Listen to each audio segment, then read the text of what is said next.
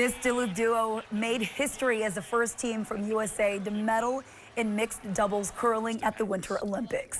Korey TC also becoming the first American woman to ever earn any curling medal. Good evening, I'm Laura Lee. Thanks for joining us. Dan is off tonight.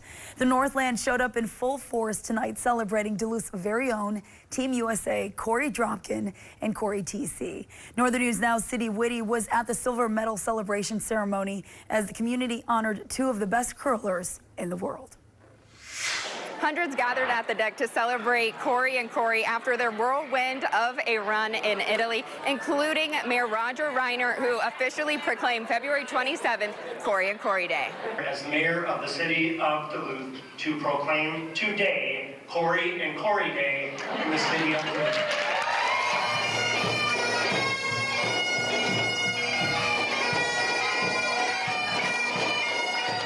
Cheer filled the Harborside Ballroom as bagpipes welcomed the world champions to the stage. Fans, friends, and fellow curlers packed the room, eager to honor and share a moment of a lifetime with the Olympians for the first time since they returned home. Some fans coming from states away, like the Rocha family, who found a love of curling through the Winter Games.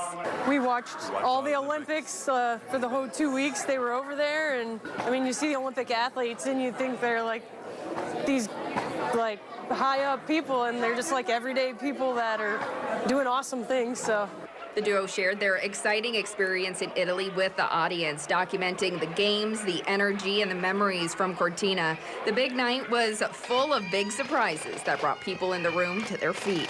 Korey and Cory also announced that they're not done yet and plan to run it back for the 2030 Winter Olympics. In Duluth, Cindy Whitty, Northern News Now. Thank you, Sydney. And Sydney plans to sit down with the silver medalists next week in a one-on-one interview about their time in Italy. Stay with Northern News Now for that special report.